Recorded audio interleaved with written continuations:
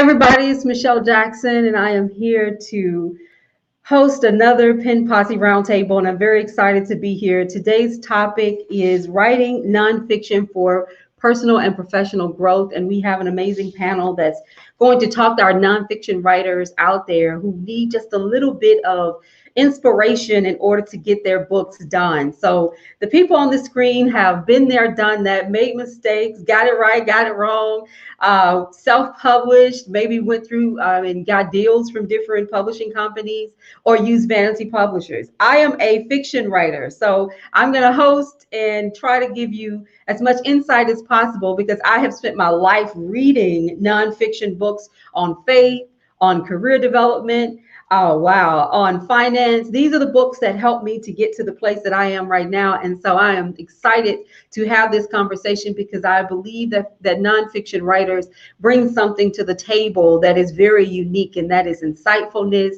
and being willing to share that insightfulness with the world. So at BWW, we have so many things happening. I don't want to start without laying out some of the upcoming events, including our summer of writing events, which will take place on July the 30th and 31st.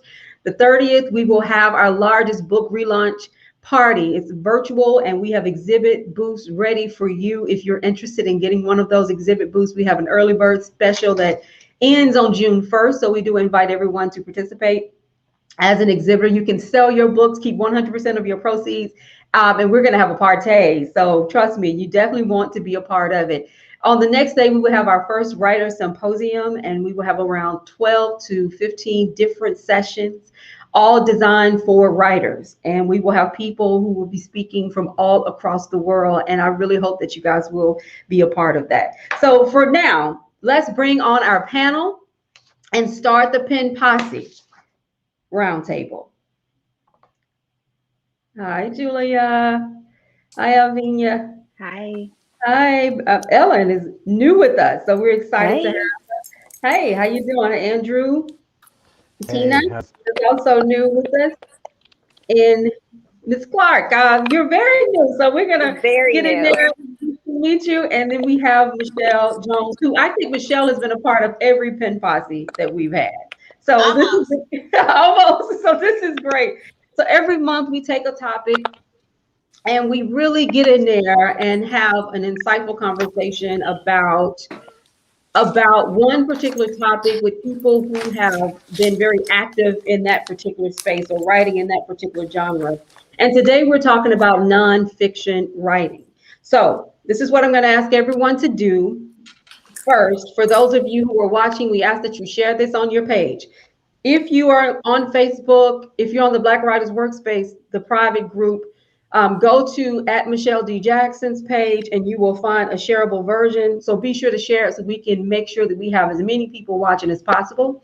We are also on YouTube, and we will be uploading this to our new podcast that's on Spotify. And I'm so excited about that. So please do that for us right now. For the people on the screen, I want you to mute yourself until you're ready to speak. But we're going to get started with first introducing ourselves to the audience. And making sure that our audience understands that this is for you. So if you have questions, please drop those questions in the chat box and we will see them, or put them on Facebook and we will see them. So be sure to do that for us. Be sure to let people know that we're here and we are available to you for 2 hours to talk about nonfiction writing. So it doesn't matter your questions. Doesn't matter if you think it's too simple. Ask it, because we want to help.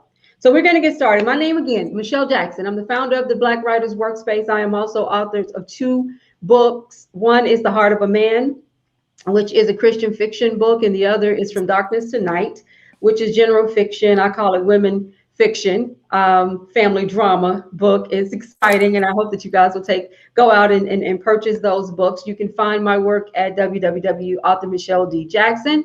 I am also the owner of PR Solutions, which is a strategic marketing firm, and the executive director of Life Skills Foundation and the iInvest National Youth Business Competition. I am in New Orleans, and so the weather here is fantastic, but I am so excited to be on the screen with everyone. So we're going to go around, introduce ourselves, and then we're going to get into our topic. So Julia, would you like to introduce yourself? Sure. I'm Julia Royston. I'm in Jeffersonville, Indiana. So I love the food in New Orleans. So that's one of my things. That's one of the things I'm missing about Essence Festival. But anyway, I'm Julia Royston. I own BK Royston Publishing and Royal Media and Publishing, and the coaching community, the Book Business Bosses, where we help you get your message to the masses, turn your words into wealth, and be a book business boss. I've written 60 books. The majority of my books are nonfiction, although I write in other genres, not children's poetry, only one book, and that was my first one. But I also write romance fiction as well. So I am a retired teacher and retired librarian. So books have been my thing since I was able to read. No, really, before I was able to read, because my mother used to read to us every night. So, books have kind of been my life. I enjoy and love helping writers write. I love everything about the creative and writing process. I look forward to our conversation. And thank you so much, Michelle, for allowing me to be a part of this panel. Thank you. Absolutely, no problem, no problem. Avinia, we have people who are falling in and off and on the screen. I'm not sure if there's a technical problem. If you can go into the private box and let me know what's happening. So, okay, Alvinia, if you want to introduce yourself. Hi, my name is Alvina Key. I am I'm from California, but we moved here to Stockbridge, Georgia, about 2 years ago. I am an author. I wrote a nonfiction book about my relationships. I wanted to write the book basically to help other young women out about relationships, just to give them an insight and to show them some red flags so they can, curve and not make the same mistakes as I made. And then I recently just self published a children's book for my 2 year old to help him with his colors and zoo animals. And I have a coloring book that's out to help adults. It's basically a motivational coloring book. And I've been writing for years. And I have a mom's documentary that is coming out. I'm all about uplifting women, and that's my thing. Excellent. Thank you so much for being here with us. We have some people off screen. We'll bring them on to introduce themselves. I think we're having some issues with StreamYard. It's been kicking some people off the screen, but not sure why, but we're going to figure it out and make sure that we can, have space for everyone on the screen if that's possible. So let's go to Michelle Jones. Hello, everybody. As she said, my name is Michelle Jones, and I am the writer's coach. I help authors with the birthing of their writing or their literary project, from the concept to you're ready for publishing. I take you through that um, entire process. And then I also have the Entrepreneur Academy, where I actually teach authors and writers how to turn their writing into a business and what that looks like by teaching them the tips and the tools that you'll need in order to do that. I have 4 books out in the marketplace. I've written a book every year for the past 4 years, and all of my books are, except one, is nonfiction, and it was a journey. And we'll talk about that a little bit more in a little bit. But Michelle, thank you for allowing me to be in this space. Thank you, Michelle. Thank you so much. Pronounce your name for me. Is it Ordian? Ordian? It's Ordine. So Oh, or and okay. then Dean. This is it spelled. So Okay. thank you so much for providing this space. I'm really excited to be here. So I'm a first-time published author. Just to give a little bit of background, born and raised in Toronto, Canada, now living just outside of Baltimore in Maryland with my family. I've been a reader and a writer from a very young age. I wrote a lot of short stories as a child, one which actually got published in my local school library, and kind of put that aside for a long time and revisited the idea of publishing something most recently when I was approached by Don Francis, who's already written 2 best-selling books, to be a part of a collaborative project. And so I was part of a 16 author book called Discovering Strength. in which we each shared real life stories of overcoming adversity. It did come out last year, went to best-selling on Amazon. And so now I'm in the process of writing my second book, which is the true to life story of Henrietta Lacks. And that came about when I learned about her maybe about 4 years ago. And I was a little bit shocked to discover her story and realize that there's just so much that wasn't taught to us in our history books. And so in the process of writing a short form history book for children that will introduce them to historical figures that we have never heard of traditionally, just kind of give them a little taste that will allow them to, or intrigue them to go out and want to find out more about that individual. Okay, thank you so much for joining us today. We're really excited Thank to have you. you. Ellen, would you like to introduce yourself? Hi, everyone. I am Ellen Butterfly Allen. I have 9 published books. I also have a magazine, a publication that comes out quarterly called Book Baby Magazine. I live in Memphis, Tennessee, but I am a New Orleans girl, born and raised. I come home way too often because people say, well, you ain't lost your accent in 8 years in Memphis. But, that's because I come home a lot. But right now, and I'm a writing coach and a ghostwriter. I have a passion for words, always have, I think, from very young age. So I enjoy working with clients. I have some awesome clients, two amazing clients. Their work is coming out this year. But me, I have 2 quasi-fiction books. I have 3 erotic books. I have a cookbook. I have a children's book for my grandsons. I got 3 of them. They're beautiful.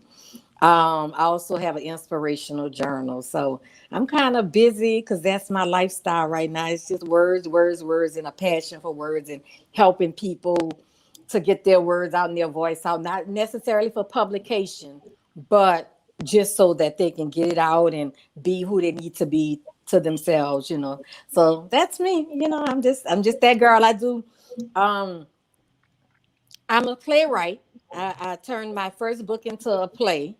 It's the first book into a play. And so I put that on twice here in Memphis.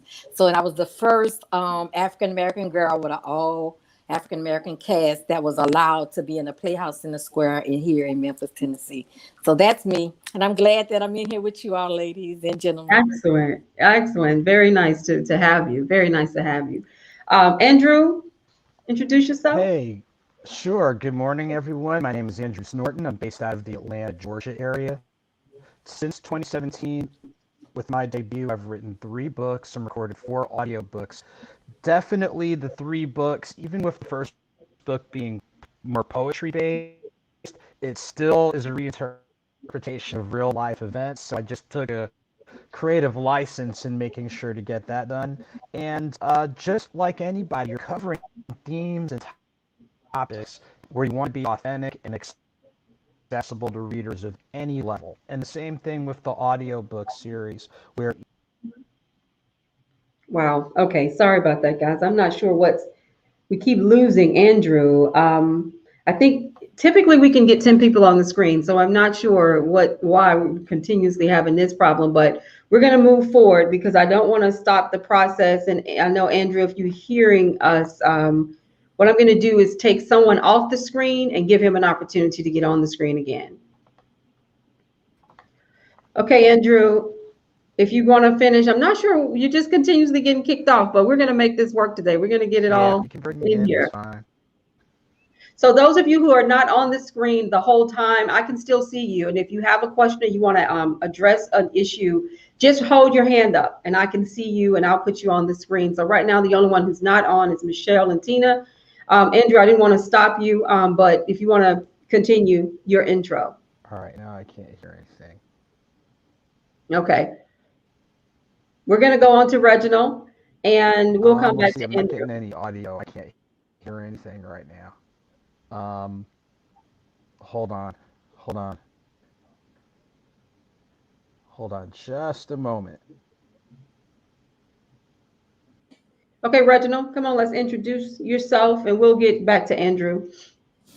Good morning, everyone. It's good to be back. This is good to be invited one time, but it's great when you get invited back the second time. So good to see Julia and Miss Keys and Ordine. You're my neighbor. I'm in Bowie, Maryland. But anyway, Uh, and my wife is a Pleasant, and Henrietta Lack is her maiden name is a Pleasant, and they're from the same area. So my wife declares that they're related. So, but anyway, my name is Reginald Williams. I'm the author of A Marginalized Voice. I own Callista Casey Publishing, where I just basically help other folks get out their books. I just recently we published Becoming Pops. It's the story of actually the gentleman who wrote the book has been dead for 20 years, but his son pulled it out and we got it together and put it out.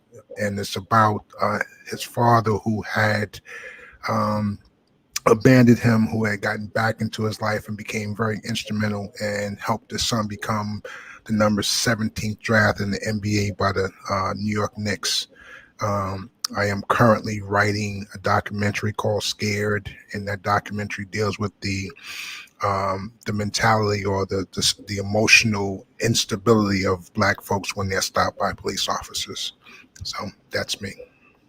Thank you so much. Reginald's always great for giving us some amazing quotes. So I'm looking forward to that. I'm going to take you off and let Tina come on, and then we're going to get this conversation started. Hi, Tina. You want to introduce yourself? Hi. So nice to be here this morning. I'm Tina Purnell. I am the owner and editor at Equal Edits LLC. I'm a mom, ordained minister, and also a women's empowerment speaker. I have written about 6 books, nonfiction, self-help types of books. And my latest one to come out will be coming out in a couple of weeks here, and it's called Woman at the Well, and it's about just relationship journeys through for Christian women dealing with life, love, and God. So that would be the subtitle. I'm also a co-founder of BCPE, which is a Black Publishers and Editors Association. And that's a group where we create a space for editors and authors and writers and self-publishers to come together and glean and learn and grow.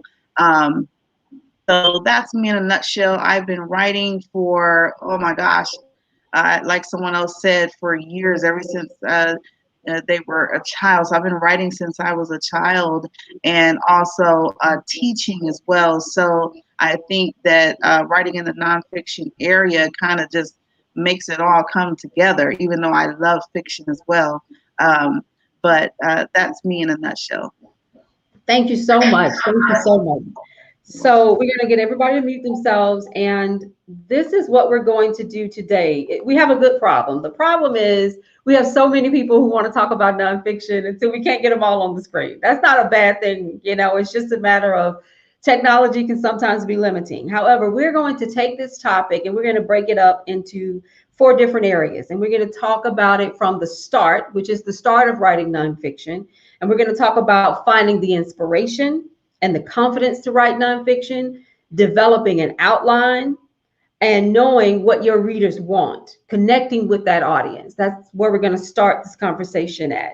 And some of these questions, everyone will get a chance to answer. Some of them only a select few, but please don't hesitate to let me know if you would like to add your voice to that conversation. Then we're going to go to our second part, which is called the heart. And this is the heart of writing nonfiction. And we're going to look at identifying ideas of subjectivity, perspectives, feelings, beliefs, and desires, all the things that we're putting into our nonfiction work, because these are very personal perspectives in a lot of the nonfiction that we write. Telling true stories that matter. That's going to be a key part of this, because although nonfiction is not about fictional storytelling, it is storytelling. You have to tell the story in order to either engage your audience in the direction that you're trying to take them in, whether you're talking about faith, careers. A lot of us tell many stories within our nonfiction books in order to get our stories across. And so that's our ideas across. Then we're going to talk about making the reader trust you while ensuring an emotional response. You write nonfiction, you want to get that reader to feel something. And so that's what we're going to talk about as well, is getting them to feel what you want them to feel. And that's going to be important. Then we're going to talk about the end, and that's writing basically the combination of everything that you've put in that book and making sure that that book is actually delivering what you want it to deliver. And that's accomplishing your writing goals, validating your personal and professional victories, and inspiring, helping, and healing yourself and the reader. And then we're going to wrap it up by talking about crafting nonfiction book from outline to publication, looking at defining sub-genres, book cover layouts, editing, publishing, and marketing. And so let's get started with you, Julia. The start, finding the inspiration to write nonfiction. How did you find the inspiration to write the nonfiction that you've written over the years? Well, Mhm. that's a wonderful question, and I'm not going to be able to stay on the whole time. But Michelle, I see you have some excellent panelists, so I'll jump on and put my 2 cents in, and jump off just in case somebody else needs to take the screen. So just kind of the opening of the inspiration for it. When I first started writing nonfiction, it was a mandate. It was like it's a spiritual thing. It was God said, these are the things you're going to write about, and this is what I want you to do. And that's not normally in the publishing and writing business the way you do it. Normally you say, who's my audience? Do they, you go through all of that. But when I first started 15, 16, 17, almost 20 years ago, it wasn't that kind of party. It was like, you're going to write this. I don't care if nobody buys it. I said you do it. And then, so that was number one.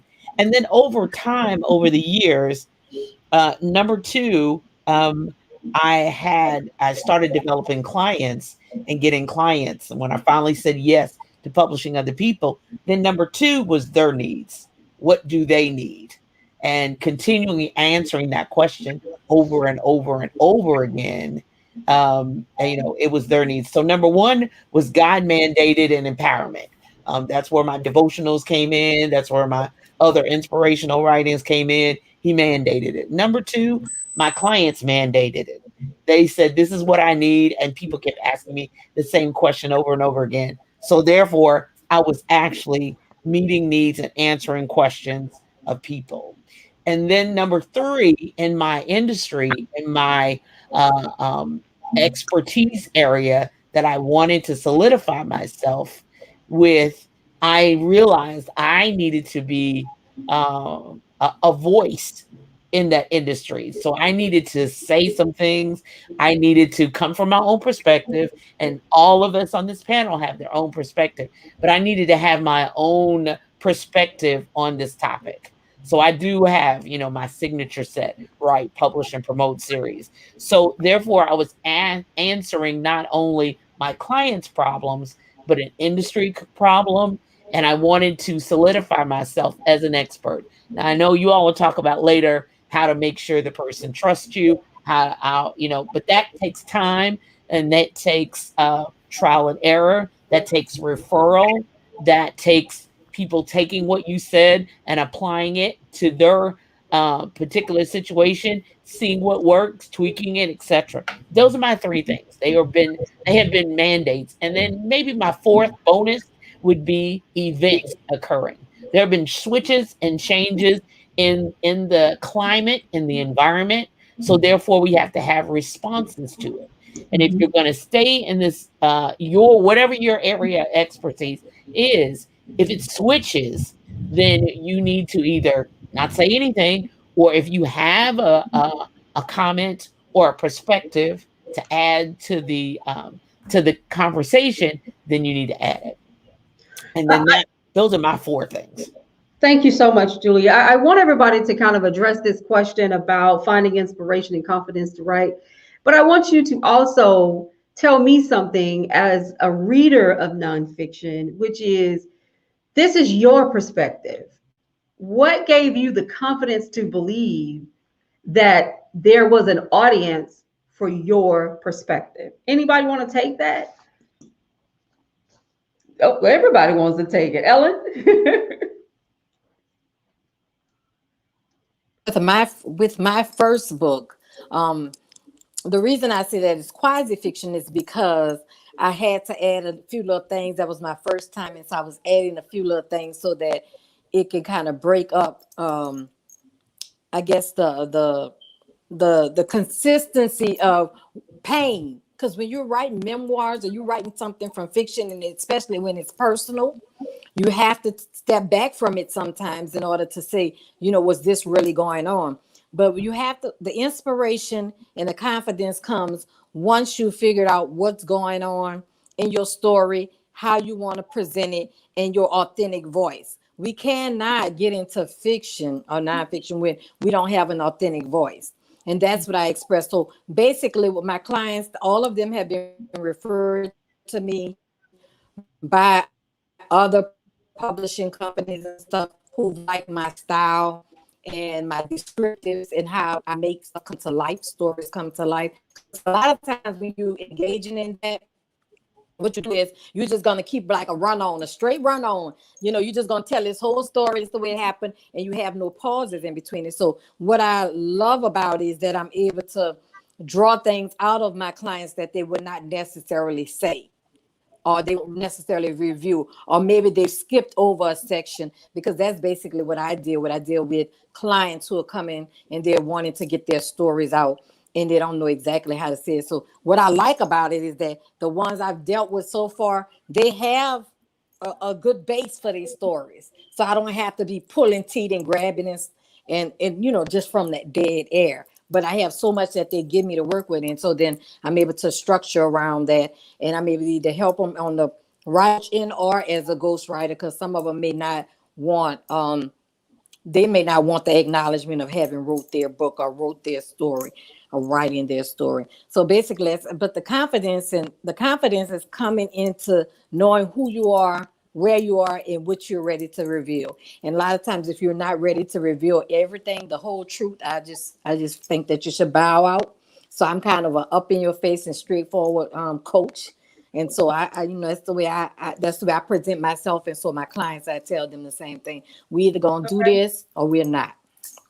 Okay, I want to once again tell everyone to please post your questions. What we're understanding is that I love what you said about authentic voice. That is very important in writing nonfiction.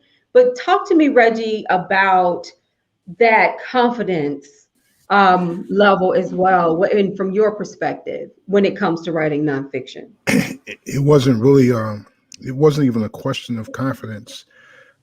I, for those individuals who, well, you have some people who believe in the Bible and you have others who don't. They'll say that, how did God write the Bible? God wasn't a person. And I say the same thing about me. I didn't really write my book. My name appears on it, but the people who I wrote about wrote my book. I spend time in prisons. I spend time in courtrooms. I spend time in workshops. I spend time in distraught mothers' homes, right? And so I was just smart enough to capture those stories and put it on paper and tell it in a way that made people feel what I experienced on an everyday basis. I had no inspiration to write this book. I was pushed. I was made to do it. I just got tired of, and there's a word I use, iatrogenic. I was tired of the iatrogenic behavior that Black boys were suffering, and it was weight on me, and I felt like I needed to get it out. So it wasn't even a confidence thing. It was just, you got to do this. You got to do this. Drawn to the well, I feel like sometimes when it comes to writing books. I woke up the other morning with an idea to write a book, and I was like, and it's nonfiction, but it's time for me to put some of my own experiences on paper.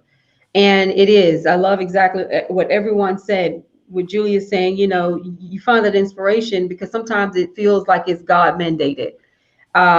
You find it because the clients or the audience is calling for it. I mean, in this world of social injustice, it's like writing books about that. It's like the world is calling for it. And then the having, in that process of writing the book, having that authentic voice, the way Ellen mentioned, and also, just you're ready to reveal this part of your life, which I absolutely agree with. Anyone else want to add something more to that, Michelle? I think I agree with everything that's been said. There's one thing that really has struck me in my journey is that we have to realize that we are just the conduit. The story is using us as the conduit to be told. And so you have to have confidence in your ability to hear what the story is telling you it wants to tell. And once you do that, and a lot of times it does, it plays in with your ability to be transparent, to be authentic, and then to believe this one thing. And this is what I had to learn. What other people think about what I wrote is none of my business. Okay? That was the biggest lesson I had to learn. And so once I got over that hurdle, I was good to go. Because what holds us back and what creates the avenue of lack of confidence and fear is because we're concerned with what somebody else is going to say about what we're writing. If somebody else is going to accept the words that we have put on the pages of that book. If the story comes to you to be told, then that means that it is an ordained assignment. And you will have no peace until it's told. Kind of what Reginald said. You will have no peace until you step into that arena and allow the story to use you as its conduit and to be put out there because the audience is waiting. It's time for you to get to work.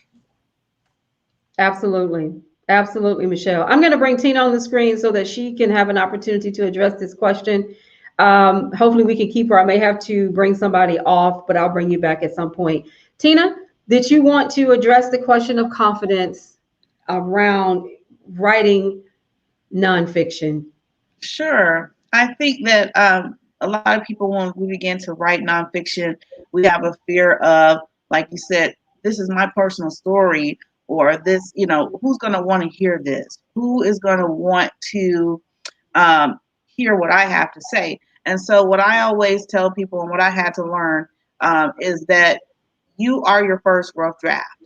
So whatever you are writing, and especially if you are faith-based, most of the time, what you're writing is going to bring a certain breakthrough or a certain deliverance, a certain growth to you first. And so you have to have confidence in what God is doing in your life. You have to have confidence of what he has done in your life, that it is truly something that at least one person is going to grow from. It's going to help at least one person get up out of a situation that they otherwise wouldn't know what to do. So I always tell people to understand that you're your first rough draft and grow with it, grow into your writing, grow into the story, whatever the Lord has told you to put on paper.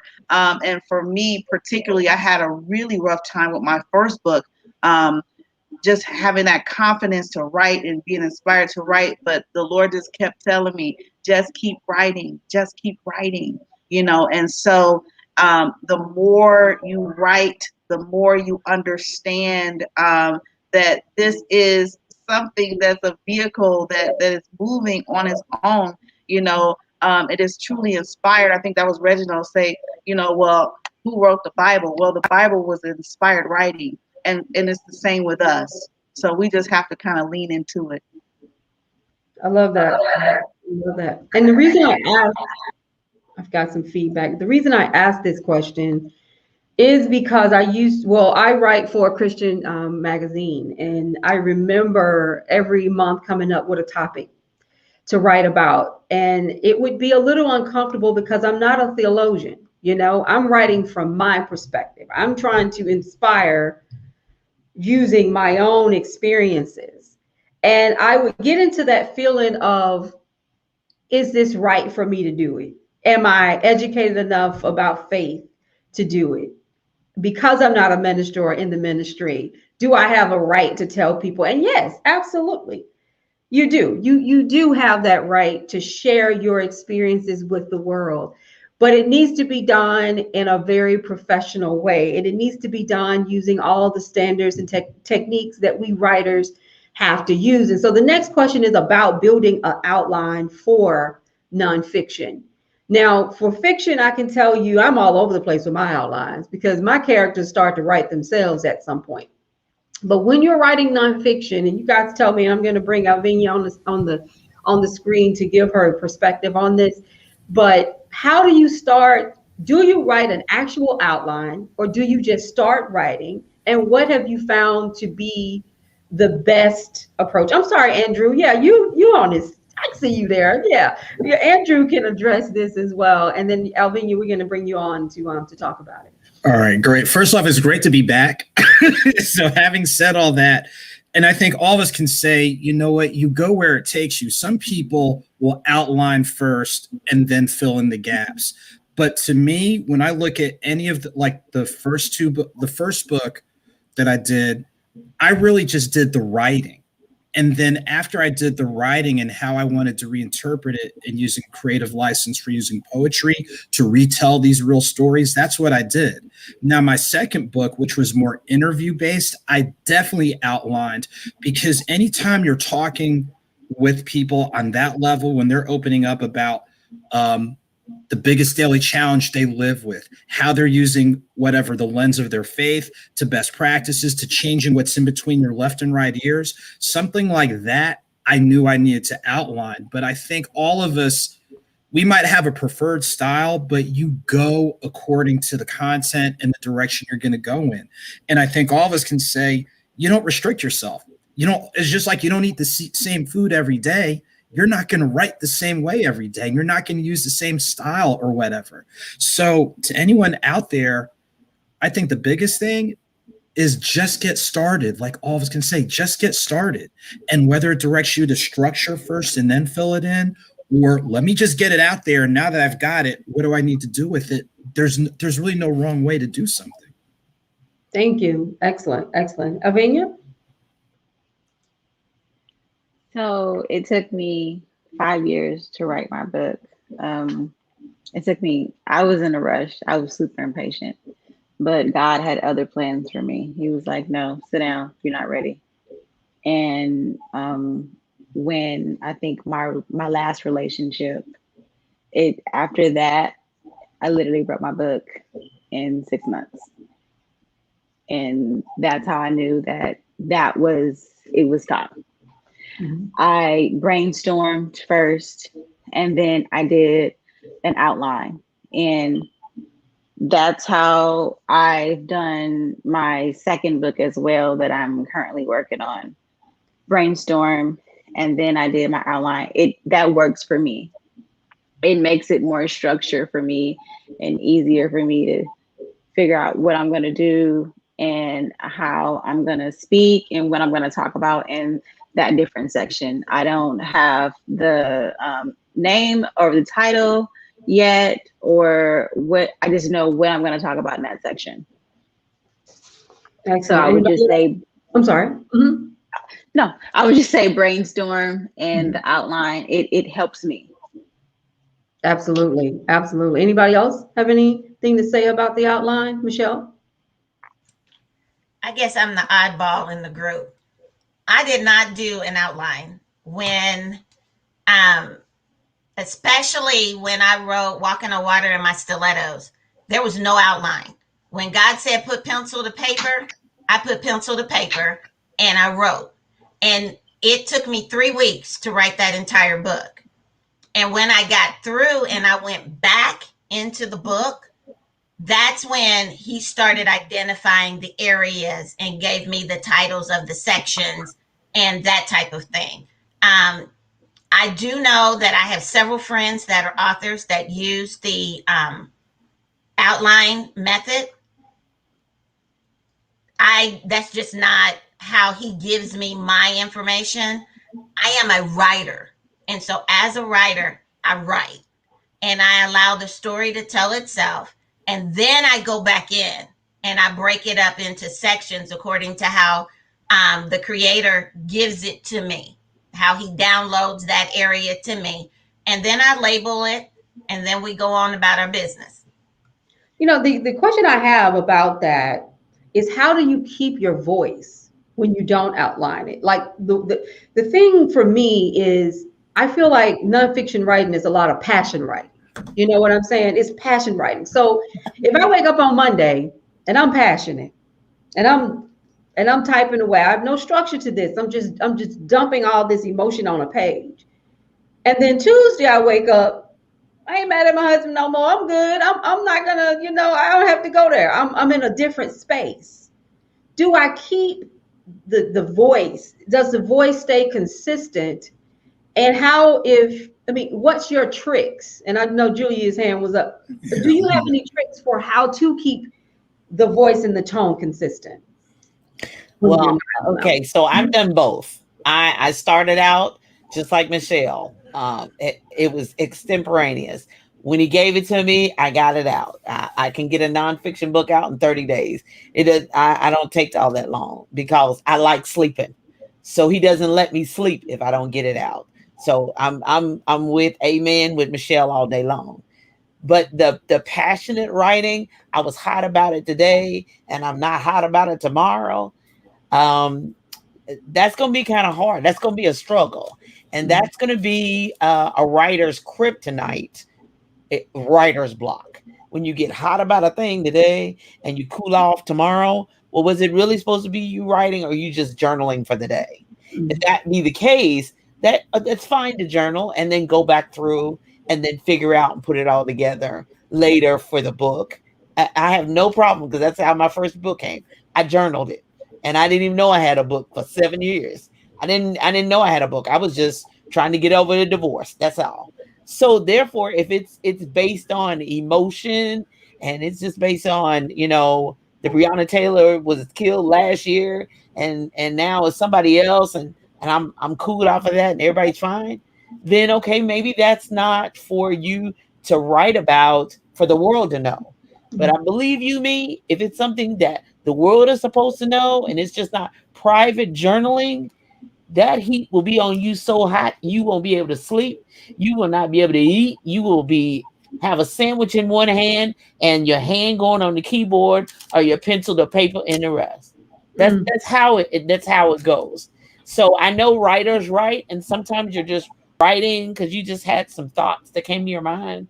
But when it's a focus driven something for nonfiction that's eventually going to be published to the world, that heat won't let you go until you get it out. And you'll be like Elvina, you'll get it out in 3 weeks, because the timing was right. She was ready, the story was ready, and it was time to go.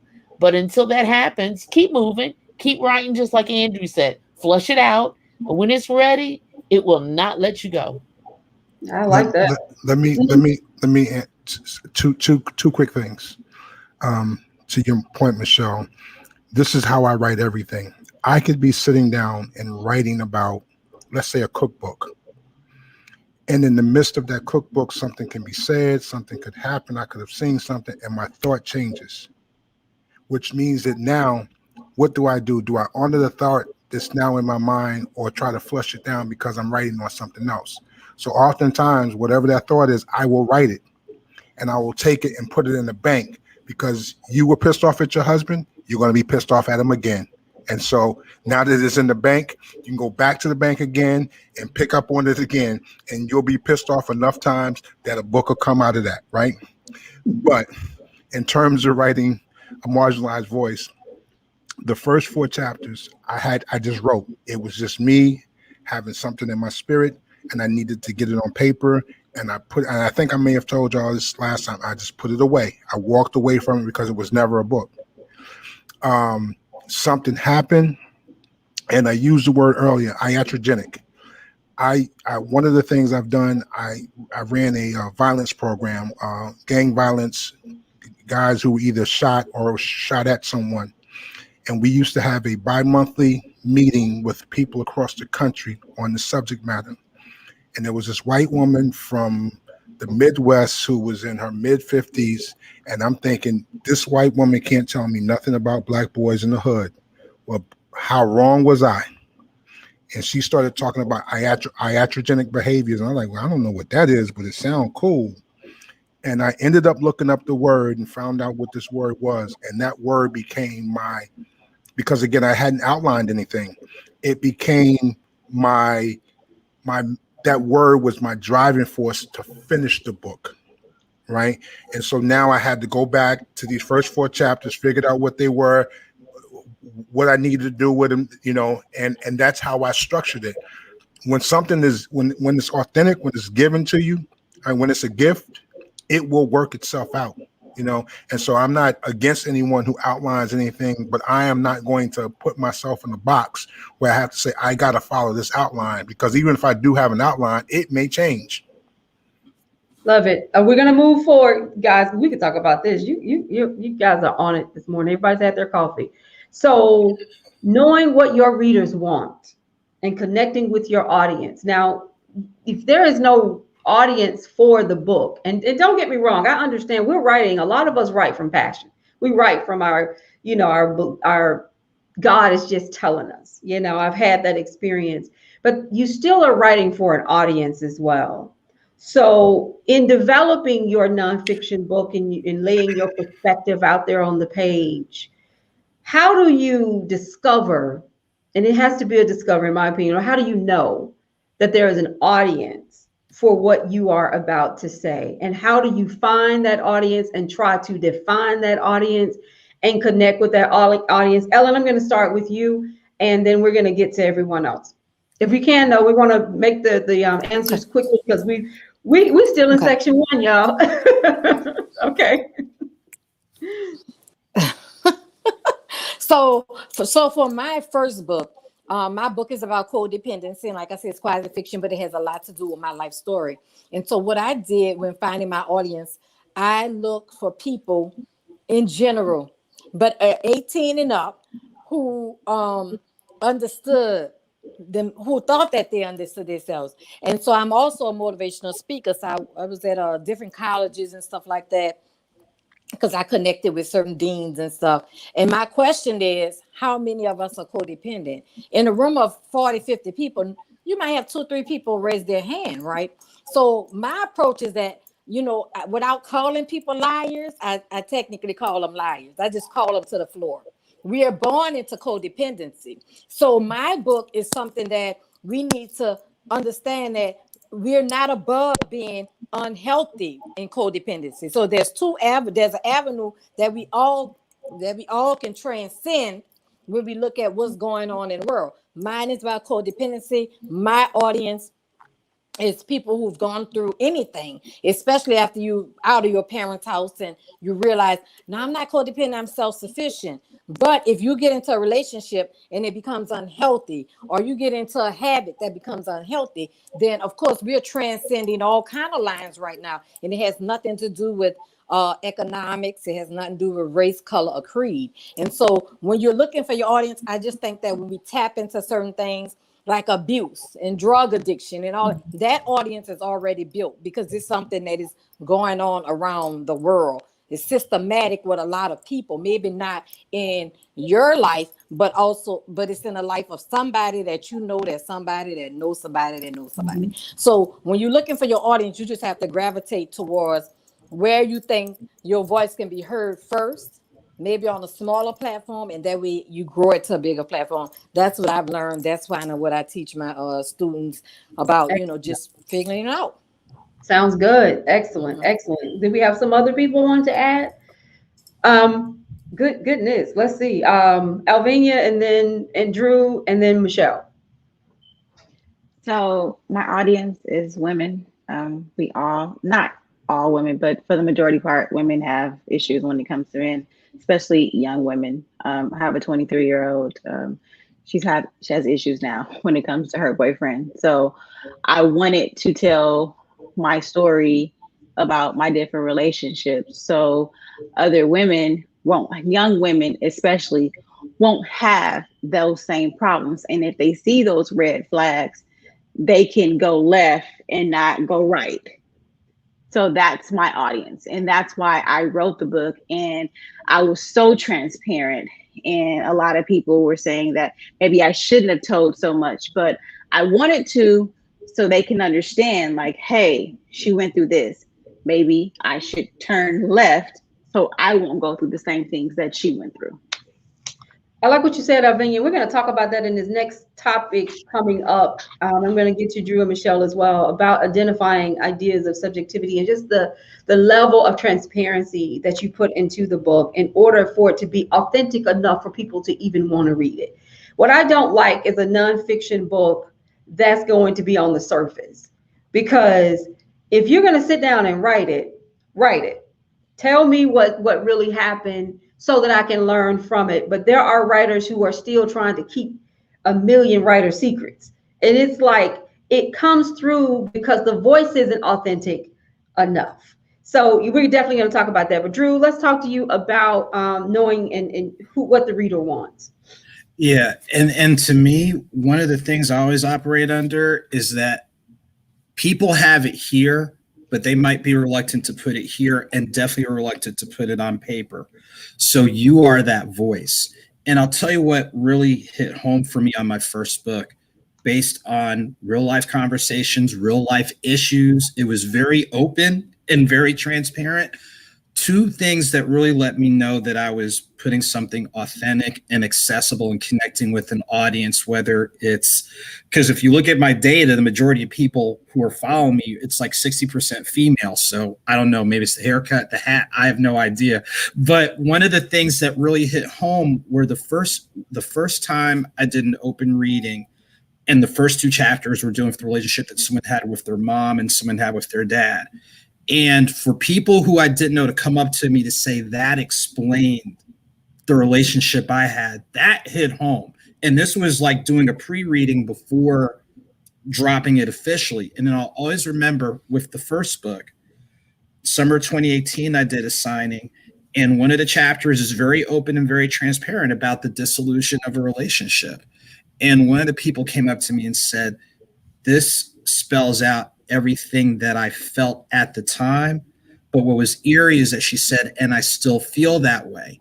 So when you think about the whole themes of cathartic release and being open, and all of us to varying degrees can relate with this, there is strength in vulnerability.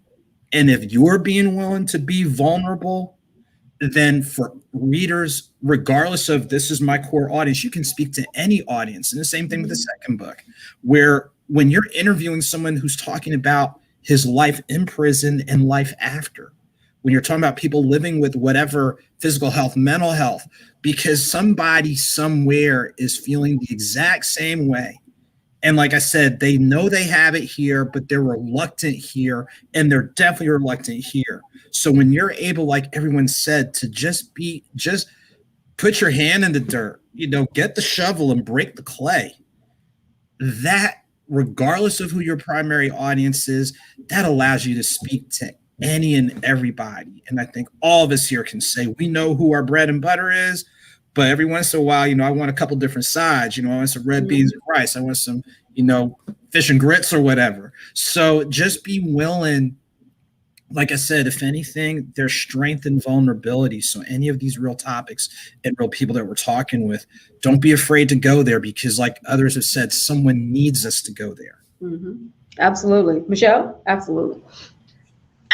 This is kind of like a double-edged sword, because you have to determine what it looks like best for yourself.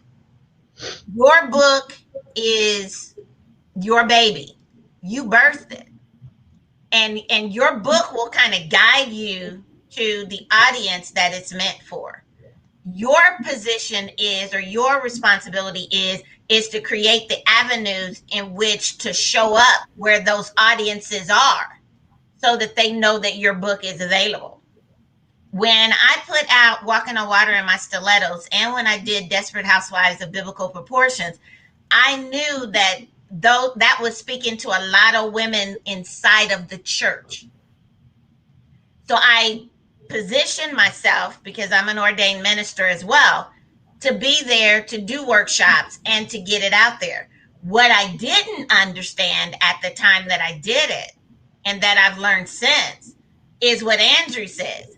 There is that remnant that's around there that will get wind of what you're doing, and they will invest in what it is that you are presenting because it speaks to them. Somebody told somebody who told somebody, and it ended up there.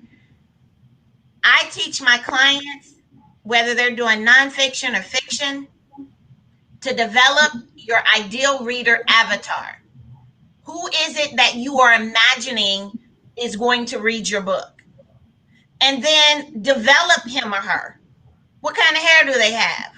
What kind of food do they like? What kind of clothes do they wear? What kind of music do they listen to? What kind of movies do they watch? What do they do in their spare time? And then you begin to go and find those places where those individuals are, and you market your book to where those places are and those people spend time. And so there's a couple of different ways that you can do it, but that's kind of my take on it. Great. We are going to, there are writers like myself who have a tendency to write the book and then let the audience discover themselves almost. Because I have an idea of who the reader will be. But my first book, which is fiction, I wrote the book. It's called The Heart of a Man. And I remember someone walked up to me and said, "Oh my God, I loved your book. It was all about money can't buy you love." And I'm sitting there and I'm going, I mean, they were right, but I had never thought of it that way. I mean, she said it so simplistically. And I realized that the reader can help you almost define who the audience is. And it really kind of opened my mind to, as Michelle said, now I figured a new avenue that I need to be pursuing with my book off of something that a reader said to me, not that I knew, because I'm writing this book and thinking, this is for those who love fiction. It's the heart of a man, but mostly women are going to buy this and read. But I really did not, and I'm sorry, guys, I didn't give a lot of credibility that a lot of men would pick my book up and read it. But that's another thing that shocked me. My brother, who's a state trooper, said I put it on my desk, and all the other state troopers were taking time reading it and passing it around.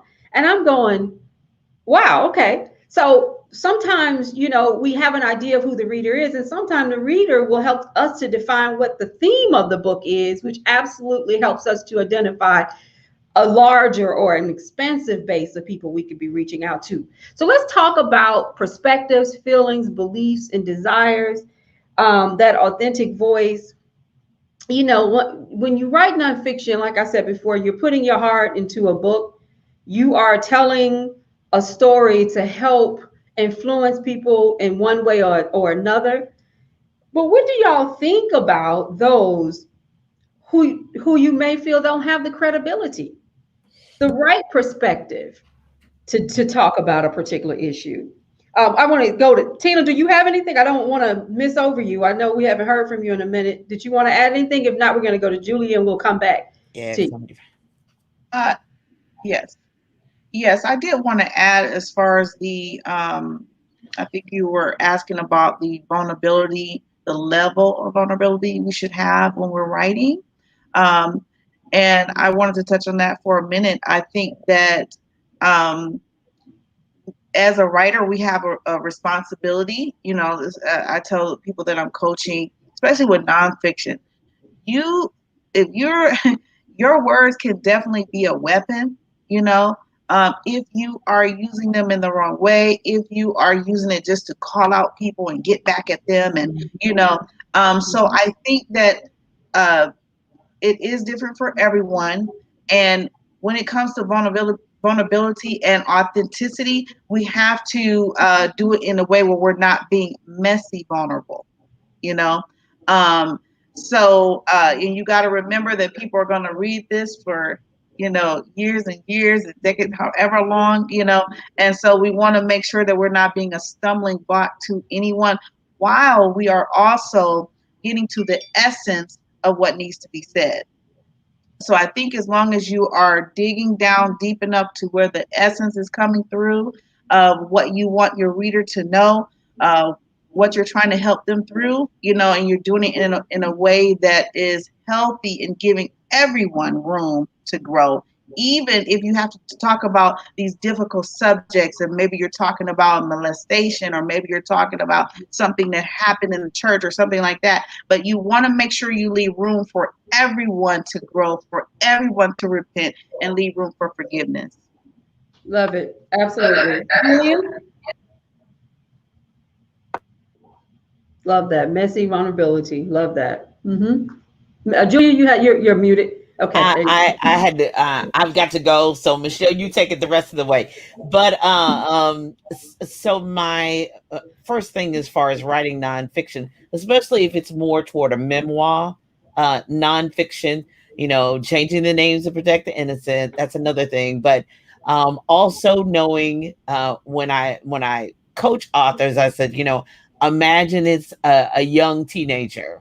You're trying to save them, give them the red flags that they need so that they don't venture and make the same mistakes, whether it was your fault or somebody else's fault that happened to you. And then you're trying to pull somebody out who may be in that situation, or you're trying to bring awareness to a broader audience about that particular area and about that particular topic. So you got to figure out what your point and what your purpose is.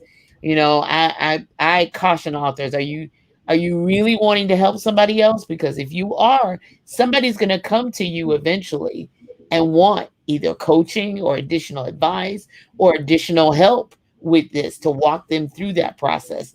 And are you really prepared for that next piece as well? And I'm the experts and being certified, I'm all about that because I'm an educator. So I'm all about that too. But the authenticity part is, I can't help somebody about having a baby because I've never had one. So there's things that are just an experience you had that makes you an expert because you went through it and you came out on the other side. So therefore, those types of things you have to determine what your level of expertise to is. And then the last thing, you got to make sure that your life is prepared to answer those questions. Are you prepared? Are you making your life available? And some authors who brings books to me and it's a wonderful subject and God's telling them to do it and I'm ready to go too. But before we do anything, I don't care about the business part. I'm like, is your life prepared and ready for that? And I know that brings about fear and trepidation and hesitancy and all that good stuff. But you have to make sure, especially with nonfiction, that your life is ready for people to ask you questions, request things of you, and to make you their coach, their mentor. I want you to be my mentor. I want you to be my coach. I want to be my inspiration. And I'm thinking, is your life prepared for that? Because there will be people who are in situations who need that. Thank you so much, Michelle Jackson, for this opportunity.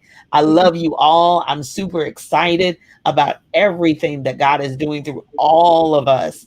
I can't wait till the next time. Hope to see you at the symposium or any other of the Black Writers Workspace events. Thank you so much. Have a great day. Appreciate it. And I know, Andrew, you've got to leave as well. So thank you so much.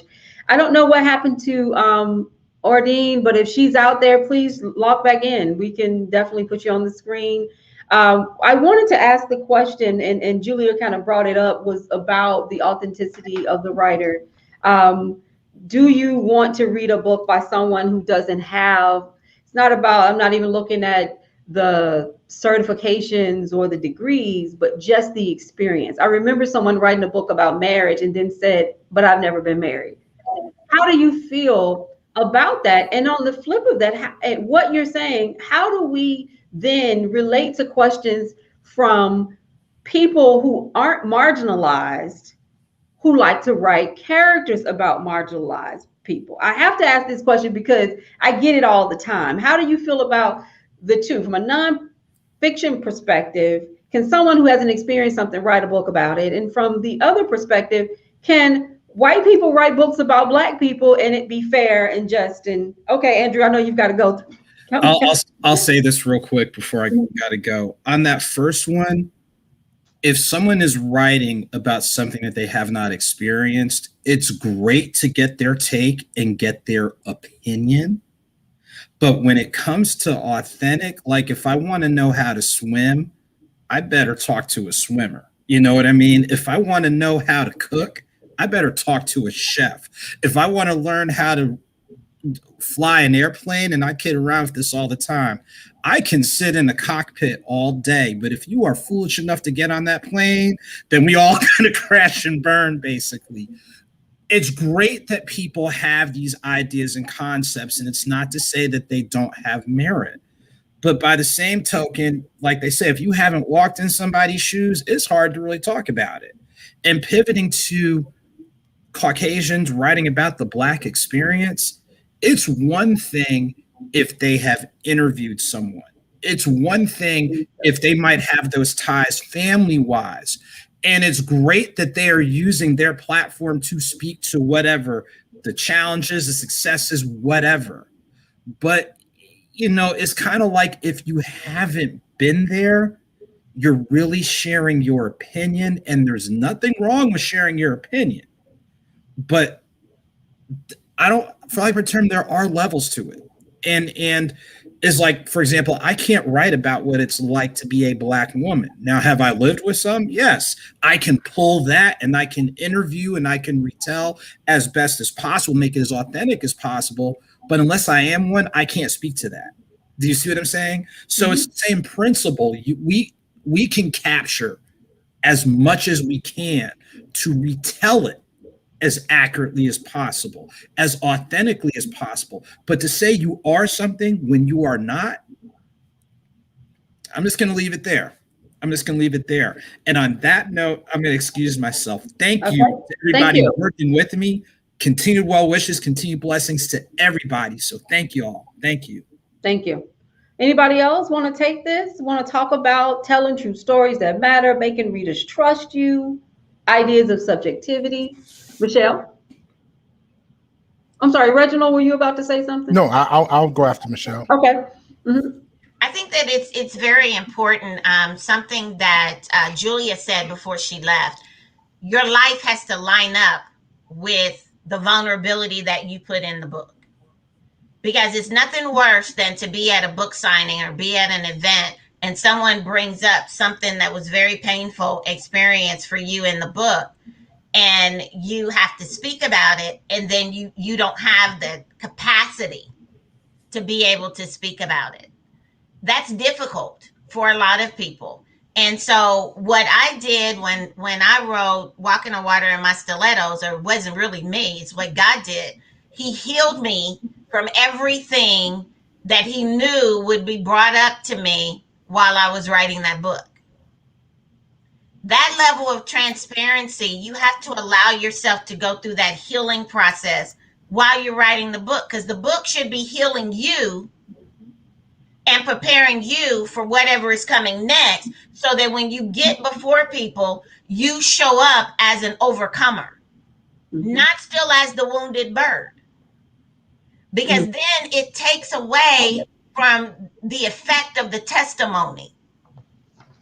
And so we've got to look at that and make sure that we are positioning ourselves, that when we put it out there, that we have done our self-work, that we have done the things that we needed to do, so that if somebody brings up the fact that you were molested, you don't start experiencing all of those feelings again, and you don't get caught back up into that storyline, but you're able to talk to them in a way that you are bringing them up to where you are, so that they can begin to heal themselves. And it's something that Tina said.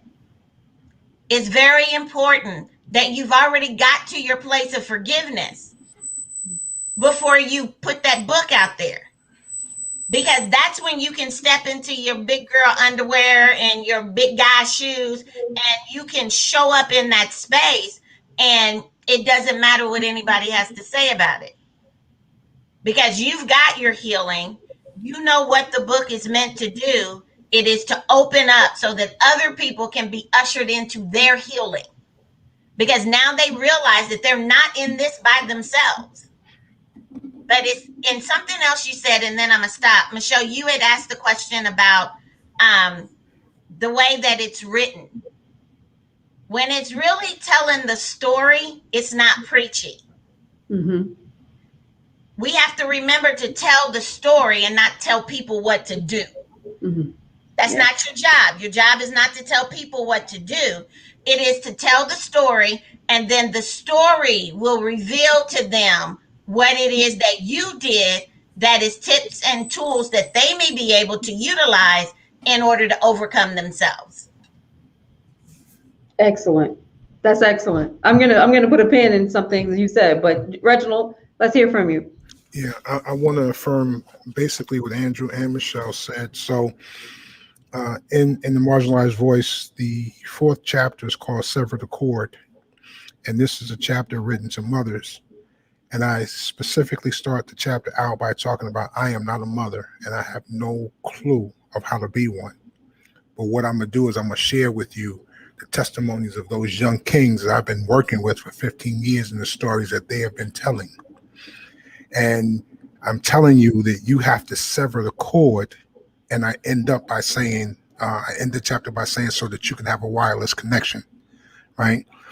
Because what's happening is for a lot of mothers, it's difficult to let that, especially them young boys, go. And what they're doing is they're actually, they're in many ways, they're slowly killing their sons and they don't know it. And they're killing them with love. But my personal experience behind bars have been all of 2 days. So I don't have jailhouse experience. In the book, I didn't write really about things that happen inside of a physical prison. I spoke about things that happen inside of an emotional prison. And so my book is at Ridgeland Correctional Center in Ridgeland, South Carolina. And one day I'm sitting at home and I'm working and I get a package. And the package actually came from the CO, one of the COs at the facility. And they sent it to, the address and all that stuff is in the book. And they sent this package to my office and I opened it up and there's like 17 letters in there written on all kinds of paper. And all these letters are written from guys who are incarcerated. And they're telling me how I told their story. And I broke down crying because for them to take the time to write me to say that I had articulated their voice. I had one brother who said, if I'd have read this before, I may not have been in here. I had one brother who said, where's Oprah when you need her? I was like, yo, I need him as my PR rep, But the thing is, I've been in the behavioral health business for almost 20 years, about 18 years. And I've listened to story. And I think the thing that you have to do when you are a nonfiction writer, you have to pay attention to the energy that surrounds you, right? Because in that energy are stories, right? And if you just remove what you think, how you feel, what you believe, and just write the story, right? And so that's all I did. I wrote the story. I didn't censor their voices in terms of, there's some FUs in the book and there's some MFs in the book and there's some, for those of you who may know, there's some MOBs in the book. And I had no problem writing that. And I said, if you have a problem hearing it, then you are validating that they're being marginalized because this is what they feel. Mm-hmm. And so you want to be comfortable, but many of these things they're saying because they're uncomfortable. And if you took the time to sit down and hear them, then they would learn to speak in the language that will make you comfortable. But the thing is, in writing the book, all I did was pay attention to the energy that was around me and put that on the page and let that speak for them. So what I'm hearing, and I'm loving this, is that we are writers. We are conduits of stories. We're not always the one who's going to know the heart of every situation because you can't. But you were in that prison to tell the stories of people who cannot tell their own stories. So when we talk about, this nonfiction world, yes, you need to have perspective and an honest voice. But in being honest, it's like Reggie said, is to maybe start that chapter off by saying, I'm not an expert at this. I'm not a mom, but I am going to do my research, give you the stories of people who are giving me their stories about their mothers, or however it is you want to start it out. So you don't always have to be the expert, but you do have to be the writer. And a good writer is going to do their research. They're going to be honest and authentic in their book. And that's big. When you were talking, all I thought, you and Michelle, when you were talking, I was thinking about is that we are writers. That's what we're here to do. Someone has to write the story. Someone has to write the story. But I think what happens with self-publishing is that because so many people are writing books without putting them before a soundboard, without having people to say, I'm not sure if that's the right thing. There's a lot of work out there of people who have no background giving advice on topics that are misleading, that are not good, that are not healthy for others. And we have to be responsible and accountable for that. So that's very good. I love that. Anybody else about the heart? We're talking about identifying ideas of subjectivity, telling true stories that matter, and making the reader trust you while ensuring an emotional response. What happens when the reader doesn't trust you? No credibility. Right. So what happens, Reggie, if you told the stories of these young men in prison and you wouldn't use the curse words? You know what I'm saying? You watered down the passion and the fury and the anger. They would have said, man, you didn't tell my story. Not only would they wouldn't say that, what they would say is, you're just another conduit of the agency that's here to destroy me. Mm-hmm. You didn't think enough of me and what I feel to articulate that. Different story, but still kind of the same. I had a friend, and this guy is big in the music industry behind the scenes, but he does a lot of mentoring, right? And so he was mentoring this one guy one time, and the guy came up to him and said, "Look, if you leave me, I'm going to kill you." And my man was like, "Huh?" He's like, "Nah, really. If you leave me, I'm going to kill you," because he had become so accustomed to people leaving him, right? And I don't know how serious he was about that word, but he was serious about my friend not leaving him. And when you don't articulate somebody's truth, what you're doing is you're leaving them. You're leaving them. And so again, I say in the introduction, I'm not here to make you feel comfortable. I'm here for you to tell their stories. And the fact that I have to do something to make you, again, I said this earlier, the fact that if you're asking me to do something to make you comfortable, then you're telling me that you're not interested in hearing their voices. I am going to give you their voices raw and uncut, because this is what I hear. Love it. Love it. Love it.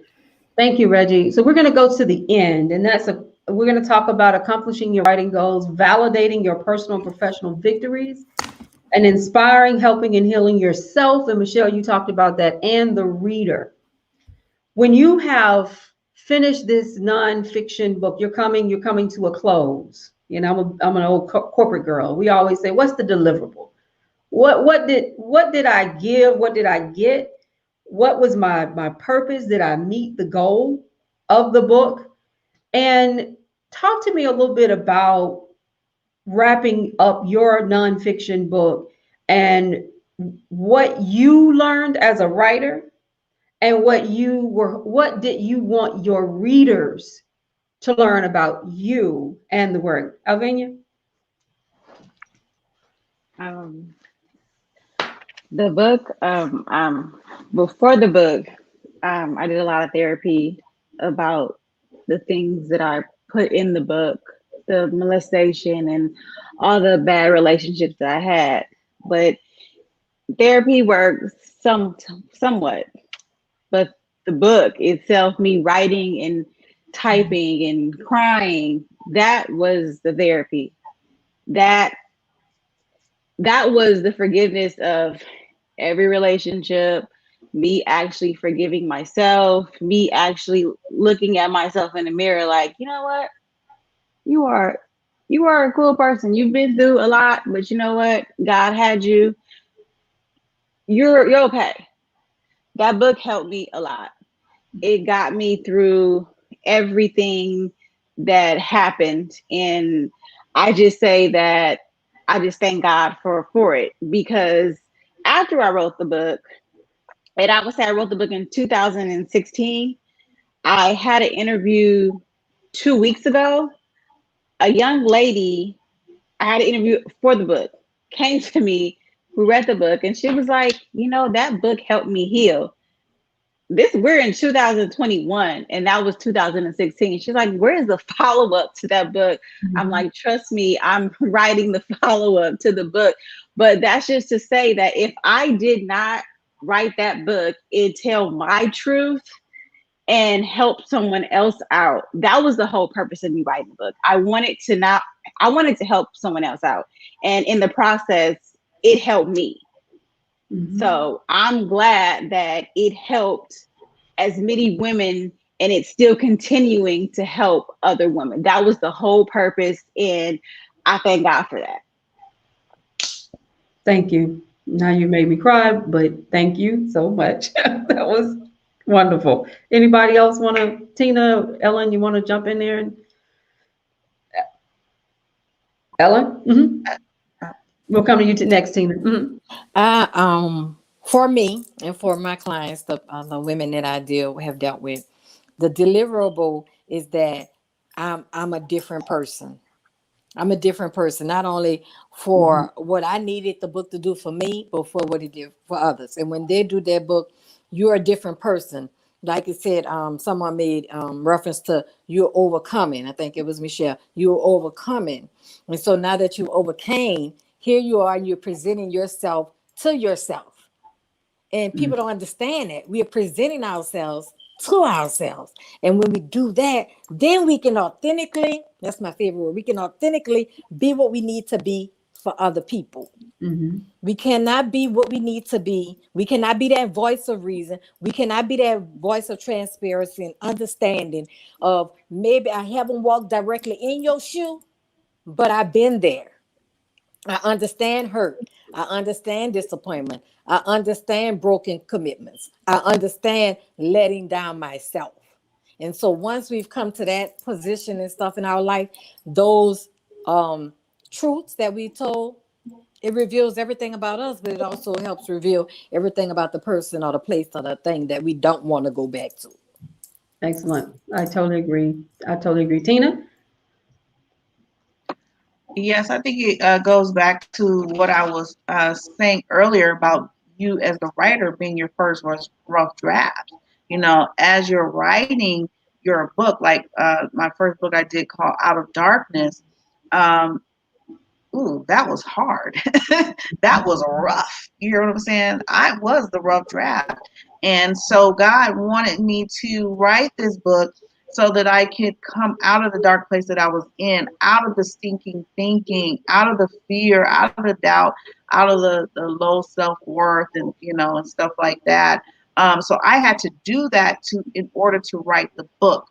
And a lot of those chapters were filled with tissues and chocolate and crying and to get the book done. And so once the book was finished, I was at a different place. I started the book in one place and then I finished the book in another place, mentally, spiritually, emotionally. Okay. And this is the hope that you want for your readers. You want them to start the book in one place and finish it in another place. So I think just allowing yourself to be that rough draft, is going to help a lot as far as what you get from your book and what your reader gets from your book. Michelle? I think too, and it's so important what Tina said. I want to add this to the conversation. When you're writing your book, you're taking your reader on the journey. It's almost like you're going on a road trip, and they are your co-pilot right there with you. They're in there with you, and so they are experiencing everything that you're experiencing The only difference is it is their life that they are experiencing it through. So by the time they get to the end of the book, they should be at a place of forgiveness and overcoming too. They're going through this journey with you. And so that's the importance of telling the story. Nonfiction gives you the opportunity to take people on a journey to healing, forgiveness, and wholeness. Because it's answering a question as it tackles an issue. And that's so important. And I think that is the crust behind it. Because when I have to be honest, when God told me to write Walking on Water in my stilettos, I was like, yeah, right, buddy. Not gonna happen. Because I'm a church girl. And being a church girl, I knew about the saints. And he was telling me to be transparent about some very difficult times in my life. Some things that if I look back on it too long, I would have been embarrassed about. And now you're wanting me to put it out there. But what he did is he took me on the journey to healness and wholeness when I wrote the book. And so by the time it got to the market, Michelle was good. And I was ready to move forward. So you're really taking them on a journey. And I think that's the key that a lot of us sometimes forget. Go on the journey, because when you go on the journey, you have the memory about how you got there, but the experience is over. And that's the same thing you want for your reader. Once they go on the journey, they want to have the memory of how they overcame. But you want the experience to go its own way. The experience is over. It's done. And now you're ready for the next, because you don't know what's coming next. You don't know how that book set you up for what God is getting ready to do next. You don't know if he set you up for a comeback or if it was a straight setup to move you up, because he's seen your willingness to be used, and now he's ready to elevate you to the position he meant to put you in the first place. And if he's doing that for you as the writer of the book, imagine what he's doing to the people that are reading the book. Now I'm stopping. Reggie? Michelle made me think of something. So one young lady purchased the book, and she sent it to her brother, who was in a prison in Kentucky. And so he sends her a text, which she then sends to me in an email. And he says, I don't even like books like this, but I like this book. But here's what I like. He said a lot of other things, but here's what I like. He says, when I leave, I'm not even going to take this book with me. I'm leaving it in the library because other brothers must read this book. So, again, that's just a testament to what Michelle says in terms of people going on a journey. So apparently the book took him on a journey. And he, again, if my sister sent me a book, I'm taking it with me. But I love the fact he says, I will not take the book with me. I will leave it in the library with must read on there because brothers must read this book. That's excellent. That's excellent. We're down to the last 30 minutes. We're going to talk about publishing. I always like to talk about publishing and marketing, but I also want to wrap up this whole conversation about writing nonfiction. And we can spend this time, going and talking about some other things as well. So don't feel limited that we can't go back and discuss some topics. But what I learned, and every time we have this pen posse, I learn something. I want you guys to know. The last pen posse, I went and got my life right about my ISBN. I mean, I don't know what it was. It was the conference, and I'm going, wait a minute, Michelle, you didn't even do this right this time. Like, go back, fix it, and I did. I am putting my first book back out there with a new cover, without the vanity publishing company that I use. So there is so much knowledge in having these conversations, and even sitting here now, I've learned so much. But what I want people to know about writing nonfiction is that there's something that's driving you to do it. Okay, there's something that's driving. Now, I'm a Christian, so I'm going to say I feel like it's God that drives me to write. But for those of you out there, if you feel that you have something to say, you've got the experience behind it, or you're going to do the research and you can put a good book out there, you should do it, because there is something that your reader needs to know, that you have been selected to tell them. You are a storyteller. And so you have to honor that. You have to honor that. But the best way to honor it is to honor it in truth and authenticity. And I love what Michelle said, and that is so true about, telling that story. Heal yourself first, because when you put a book out like that, people are going to expect you to be able to continue that conversation with them beyond the book. I remember coming out of college. My life was it was upside down, to be honest with you. And I remember picking up In the Meantime by Ayanna Van Zandt. We see her now on TV and people have a lot of comments, but that book changed my life. And so I remember just growing up and reading books like that, and reading Joyce Myers, and reading countless books that were self-help, books on finance, books on career. These books were written by people who felt a desire to put their ideas out into the world, but they had to do it with skill and tact, and they had to be able to put it out there in their own truth and be willing to speak to it and be open and honest about what they experienced. And I can read a book now, it take me 10 pages, I can tell you if that writer is really telling me what's really going on with them.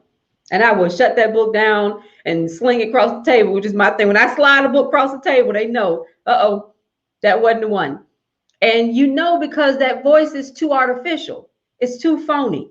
But when someone says to me, as Alvin, you talked about being truthful about their experiences, you feel that in the work. You feel that in the word selection, the titles, the characters, the storyline. And that's what's important. And we have to do that. So I want everyone to kind of wrap up now a little bit about the nonfiction world before we get into the publishing, just about some of the things that we talked about before. If there's anything you want to say, if not, you can talk to us about your publishing experience. And are there differences in how you publish a nonfiction or fiction book in regards to the types of editors you look for, the types of writing consultants you look for, the types of inspiration you get? I know I just put a lot out there, but I just anybody want to just roundtable talk about what we've either discussed or talk about the publishing experience? Yeah, I hired 3 editors, and I had another editor, someone I worked under years ago, who was kind of like a consultant. I would call and just ask her certain things. But one of the things that you have to do when writing your book is you have to have someone who understands what you're writing about and what your voice is in that writing. Mm-hmm. The first editor for me happened to be a good friend. He is a pastor, or actually he was a pastor. He's no longer a pastor. But he was also, in addition to being a pastor, he was also, his undergrad degree is in journalism from the University of Missouri, and he's a phenomenal writer, and he's also an activist. So I had the journalist, activist, former pastor who went over the first draft, right? And then and so he knew my spirit, I knew his, and the first I only had, when I gave it to him, I only had, I think 7 chapters. And so he read it, he went through the edits, he gave me a suggestions, but then one of the things he says is, you got to have a chapter on the church and you have to challenge their bad behavior. Mm. I was like, whoa, okay. And so again, it's just not having any editor, it's having an editor who understands what you're writing about, and also an editor who understands your voice and whether or not they can articulate it. And then the other 2 editors were both of those were folk who were corporate editors. There was one who does all the editing for a major insurance company, and so she really has a not just dot the I and cross the T's, man, but she's really in the weed of things. And some of the edits that she gave me was just phenomenal. And so in addition to that, prior to that, I had probably 14 beta readers. And they didn't read the entire book, but they read certain parts of the book. And like, for instance, the chapter that I had on fatherhood, the brother is a therapist. His son is a well-known actor, and he works with men. So I just tried to find people who understood what I was talking about. So that was the one thing that was important for me, to just get people who were going to make sure that I wasn't putting out garbage. Great. Excellent. Tina, Vanya, Michelle, any comments?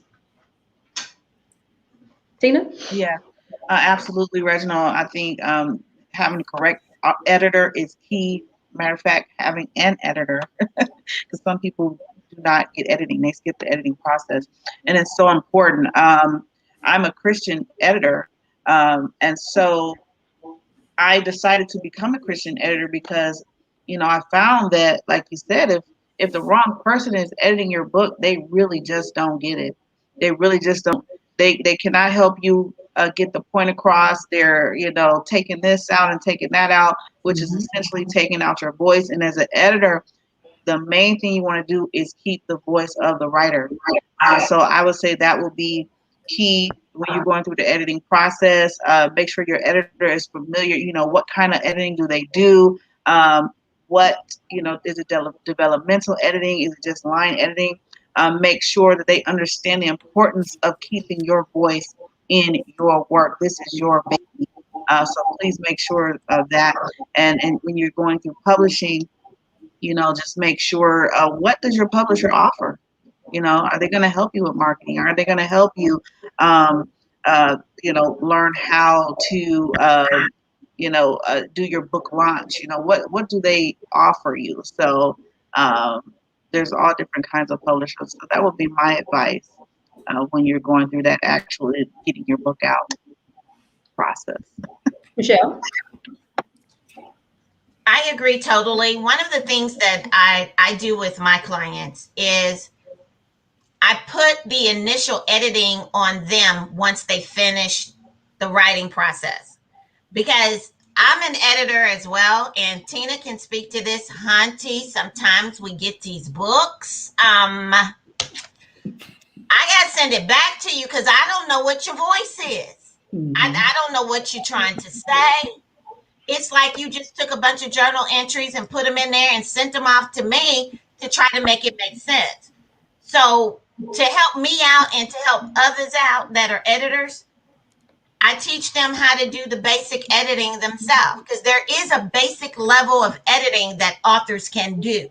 And there are some tech tools that are available that they can use to help them get that basic level of editing. But you need more than that. So put it in the hands of an editor, somebody that is not married to your manuscript. Because this is the thing that I've learned from journaling, blogging, and writing. Your brain is a fantastic machine. And your brain will fill in the blanks in your writing. So whereas you thought you said something, you really didn't. And so I teach them some of those tools, like read your book out loud to yourself. Read it out loud so that you hear it, because you can pick it up when you haven't continued a thought. Simple stuff. Get you a community of supporters that only have the job of proofreading. That's all you're asking them to do is proofread. Come back with the grammar, the spelling, and those type of things, so that you have that. And then once you get that done, send it off to the editor. Because what the editor then does is the editor will check all of the punctuation and the spelling and the sentence structure, but we also look for continuity of thought. Did you finish that thought, or did you leave the reader hanging? Making them, well, what happened? Well, what's the rest of the story? So we allow you to get that continuity of thought as well, because if we question it, we know that the reader is going to question it as well. And so as far as publishing, I have done both. I have done the independent publishing, and I've also done the self-publishing. But I agree with both Reggie and Tina said. Read the fine print. Understand the context of the relationship. Don't assume that they are going to do something that has not been spelled out to you, because that is disappointing. Know your questions, know the things that you want. I always tell my authors, give your book an assignment. When you give it an assignment, you know what you need to have in order for it to complete the assignment. And then if you're working with an independent publisher, you can spell out, you can ask questions. This is what I need. Do you offer that? I need this. Do you offer that? And if they don't offer the majority of the things that you need, and you're doing more of the work than they are, and find you another one. Because you don't have to sign with the first publisher that you encounter, because you're paying them for a service. So they thereby work for you. And if they're not meeting your needs, then you find you one that does. There's nothing wrong with you interviewing the publisher. There's nothing wrong with it. Sounds good. Thank you. Reggie, you had some more to say? A quick funny story about editing. First of all, I always say about editing, a person or an author who chooses not to have an editor to edit their book is like someone driving in a car with bad brakes, right? Mm-hmm. You're bound to have an accident, right? But quick story about editing and why it's important to have editors and why it's important to have multiple editors. So the second editor sends back her edits, and in it she says, was Jesus born in a manger? So I'm like, I got indignant about that thing. Like, yo, you don't know that story, man? What's wrong with you? Like, it's in, and I never said anything to her, but I'm like, you don't know this, so I'm not even gonna pay attention to your edit. And I kept it moving. I send the manuscript to the third editor, and she says the same thing. Jesus born in the manger. But what she did was she then put a quote, she put something. She says, was he born in the manger or was he put in a manger? And just that one little thing makes a difference, And so, I mean, a lot of people probably would have not caught it, but it was important to me that there was a difference between being born in it and being put in it. Yeah, that's it. So there was something else that I wanted to bring up about nonfiction writing, is that, and this really does speak to something that several of you said, and that's just knowing your story and owning it and being ready, you being healed, and then being able to continue that conversation beyond the book. Because I do think that that is the beauty of a nonfiction book, is that it starts a conversation. It really does. It starts a conversation. And that's why people end up writing so many nonfiction books. You get on a topic and you continue to write it. I think about finance and people who write books on finance. In the midst of COVID, so many people had hit on hard financial times that a lot of people who wrote books and dropped books on finance, either right before COVID or during COVID, they got a lot of calls and a lot of questions and a lot of interview, requests. Because now it's like, you've got this book out here and we're in a financial bind in this country as a whole. We want to use that expertise. Well, I've seen people who put out books and could not speak to finance beyond the book. So it was it exposes you when you don't write a book from a level of experience, or at least have a good perspective that you can continue to communicate on beyond the book. Because those are the things that can get you, even writing books on faith. You may have an idea about your ideas about faith, but it may not be the ideas of others. You have to stand behind that and be able to, I won't say just justify what your perspective, but you're going to have theologians from everywhere challenging you.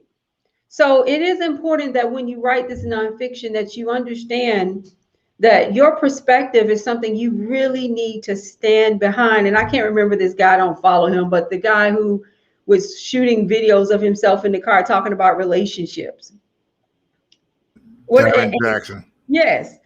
And put out these books on relationships, and they find out that there are, extra girlfriends and all kinds of things. And his credibility is so shot now because of that. And so I do want to stress, for those of you who are out there writing nonfiction, understand that we're reading it, we're listening, and we're trusting you until you give us a reason not to trust you.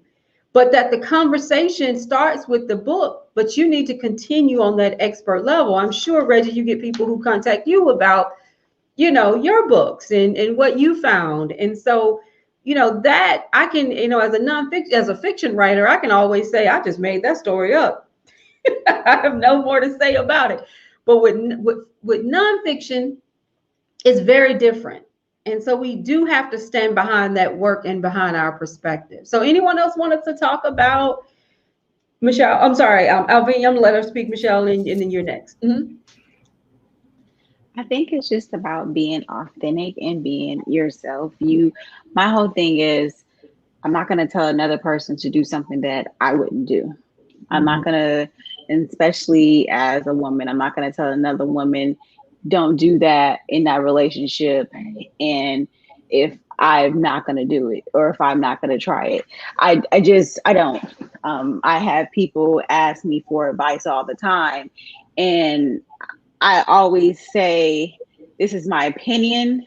Please don't take my advice, because I don't want you to say that you broke up my relationship or anything like that. I am just giving you my opinion, and that's it. And so I feel like when people give relationship advice and they say, well, women, you don't need to be with that man, you put yourself out there and you hold yourself to a higher standard.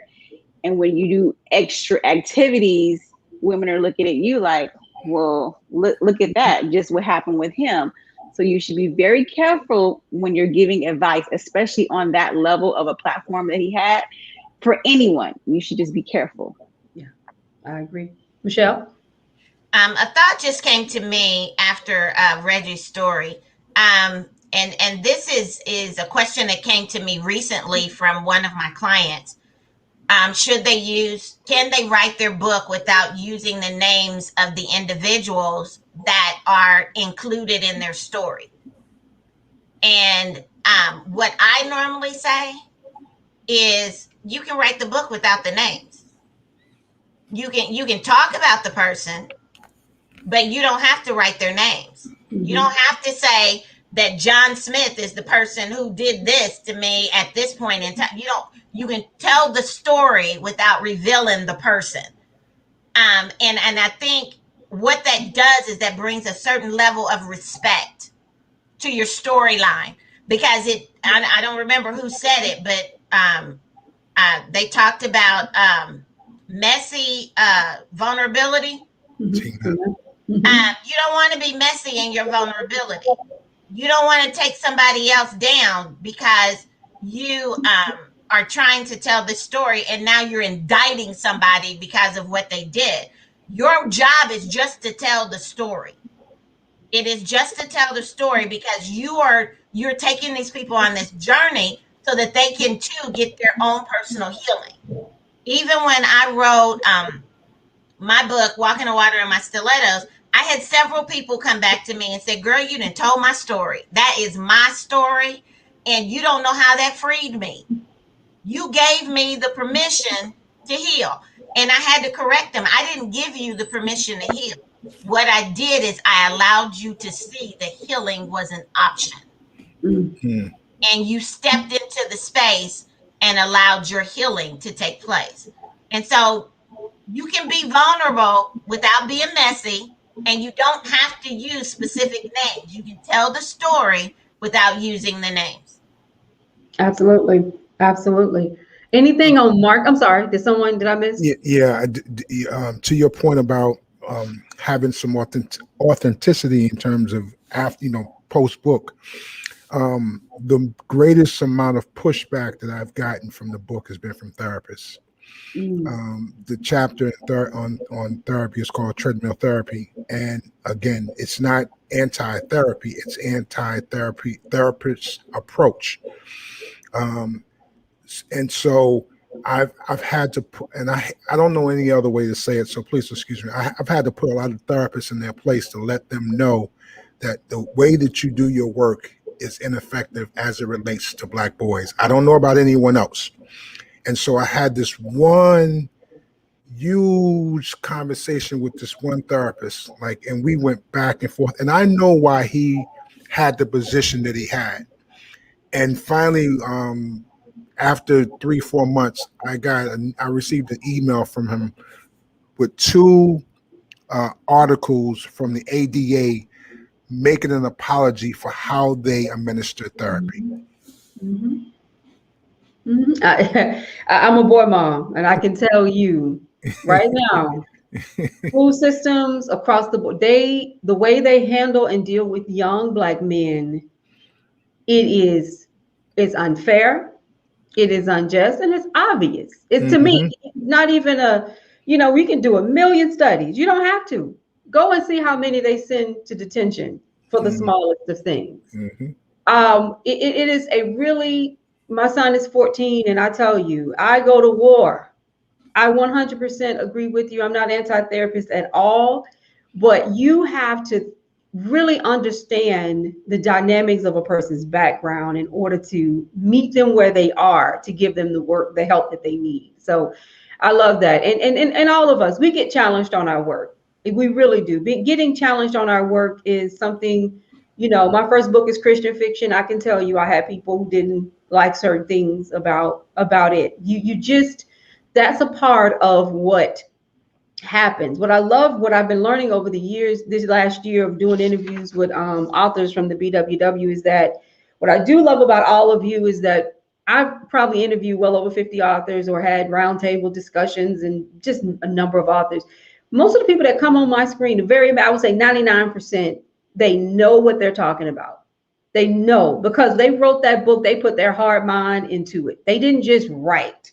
It was like, did your homework, understood, you have a clear perspective, even if I don't agree with you, but you still have a very clear perspective. I don't have to agree with you, because that's the whole point of, to me, nonfiction is bringing new perspectives and ideas to the table. So I don't have to agree with you, but you've got to write it from a place of, you have to trust your own voice and be able to stand behind it. So that's excellent.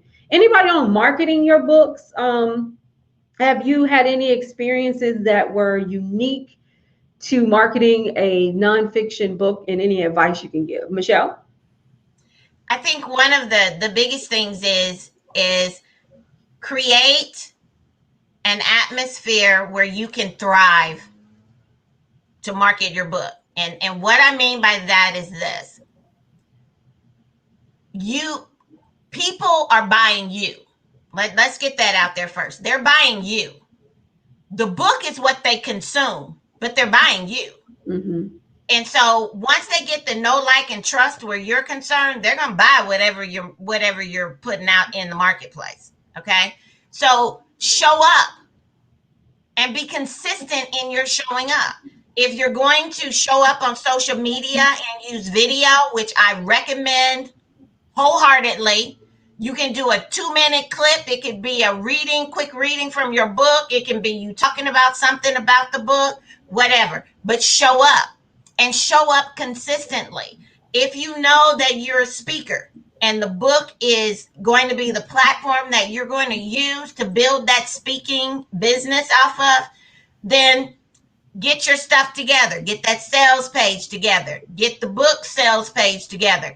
Get your speakers page together and put it out there, and send it out to those places that you have an entrance into. You have to step up your game. Mm-hmm. Nobody is responsible for selling your book but you. Nobody's responsible for marketing your book but you.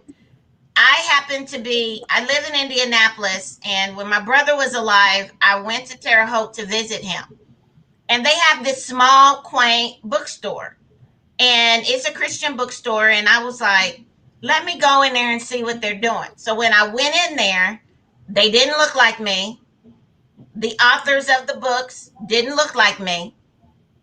So I went right back out to my car, and I always keep books in the back of my car, okay? Because I never know when I'm going to meet somebody that needs to have a copy of this book.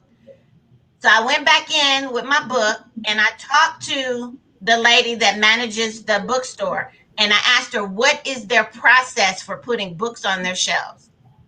And she was like, well, we normally get them from a distributor. And she was telling me all that. I said, so you don't have any independent authors? She said, oh, yeah, we have independent authors. And then she looked at me kind of sideways. And she said, are you an independent author? I said, well, matter of fact, I am. And here's my book. Here's the sales page.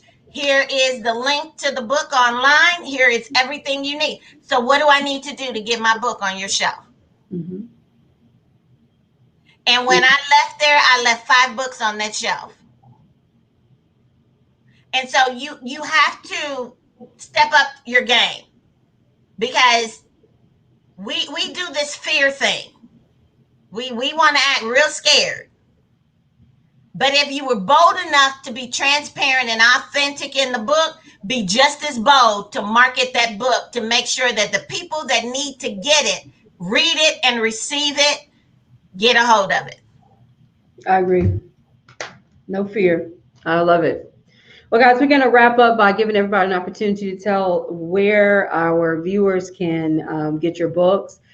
This will be on Facebook, my page, Author Michelle D. Jackson. It will also be on the Black Writers Workspace page. It will be on YouTube and Spotify on our new podcast. So I'm really excited about that. And next month, we'll have another roundtable during the 3rd week of June. I'm not sure what the topic will be. However, if you're interested in becoming a member of the Pen Posse, you can always register on the BWW page. And we're just so thankful to have you. You guys always bring so much knowledge and so much skill and so much tech and professionalism to this conversation. And that's what, all day long, if you're on the BWW, people are asking questions. What do I do? How do I do this? How to get over? Just tons of questions all day. And it just shows you how many of us are out there trying to perfect this skill of writing and how important it is. So, there's no one more important, in my opinion, than a nonfiction writer, because you're trying to change lives. You're trying to motivate people, inspire them. And that's a big, big responsibility. So when you sit down to write, you have to do it fearlessly, because you don't know what's going to happen, but you have to have professionalism, and you have to have standards and tech and all those different things, but you also have to have some fearlessness. So we really do appreciate that. And we want to give everybody an opportunity to talk about where to get their books. And then I will wrap up. And we didn't have any questions this time, which is interesting, but I don't know. Let's see if any come in the last couple of minutes. I think we addressed a lot of information, though, so that's a good thing. So we're going to start with you, Reggie. Tell us the name of your book and where we can get that book.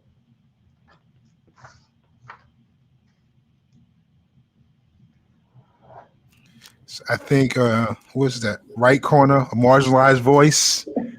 You can get it from amvonlinestore.com. Again, amvonlinestore.com. I am that independent author. I will never hook up. No, I'm not going to do it this time.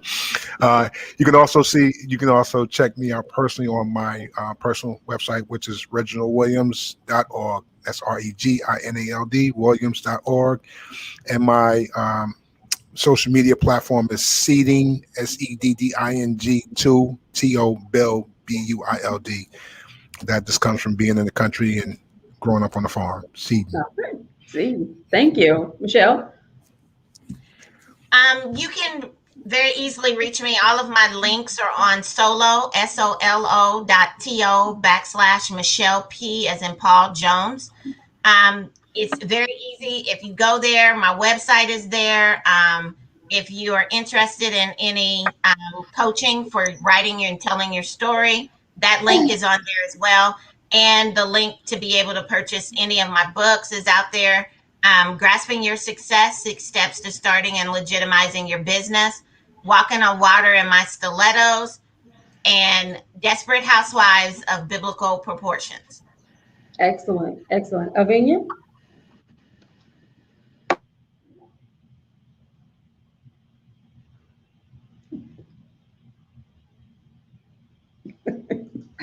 Sorry. That's okay. I do that all the time. You can reach me at my website at Alvinia Key, which is ALVINYAKEY.com. And you can get my book. It's called Love or the Illusions of Love. And then my children's book is Little Frank's Colorful Zoo Adventure. Thank you. Thank you. Tina? Hi, yes. I can be contacted at www.authortina.com. You'll find all my books there.